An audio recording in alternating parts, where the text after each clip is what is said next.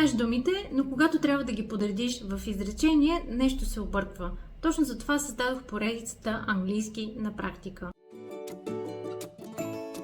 Здравей, добре дошъл в серията, в която разглеждаме истински изречения, разбиваме ги на части и обясняваме логиката зад английски език, така че да можеш да го използваш уверено в ежедневието си. В този епизод ще преведем заедно този кратък текст. Ще ти покажа как е построен преводът, защо използваме точно тези времена и как да запомниш конструкциите, така че да можеш да ги използваш и ти. Почваме. Приятелят ми живее в голям град. Ще кажем my friend, моят приятел. На български приятелят ми, мито седи отзад, обаче на английски е my friend, седи отпред. И този приятел живее в голям град. Той живее по принцип. Така че тук трябва да използваме сегашно просто време и глагол е live, живея. Само че при сегашно просто време глаголите за той, тя, то получават окончание s и ще стане my friend lives в голям град. In a big city.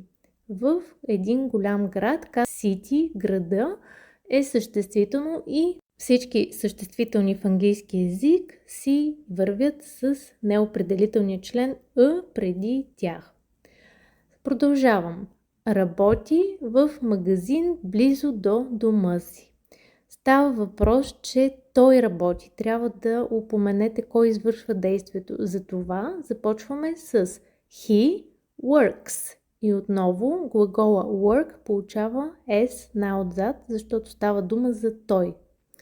He works in a shop, в магазин. И сега нещо, което масово се бърка. Много хора казват near to his home. Това to е излишно. То не е част от фразата. Фразата е near и веднага нещото. Значи near his home. Неговият дом. He works in a shop near his home. И последното изречение, отнема му 5 минути да стигне до там. Ето това отнема му. Кое отнема? То, самото действие. В английския ви казах, всяко изречение трябва да има извършител. В случая нямаме извършител, жена, мъж, някой да го прави действието, а имаме самото то действие отнема. Щом имаме такъв формат, трябва да приложим it. Да започнем изречението с it. It takes, отнема. It takes him, на него. It takes him 5 minutes to get there. Да стигне до там. Използваме get there. И целият текст звучи така. My friend lives in a big city. He works in a shop near his home. It takes him 5 minutes to get there. По този тип практика ти помага да разбираш по-добре как работят времената и как се подрежда английското изречение. Точно така е структурирана и моята програма за възрастни английски Step by Step.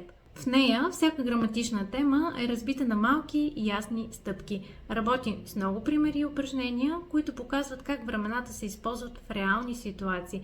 Не само като теория, а като умение, което винаги можеш да приложиш в ежедневието си. Новата група в английски Step by Step стартира на 10 януари. Всички подробности за предстоящия старт ще откриете на линка, изписан на вашите екрани.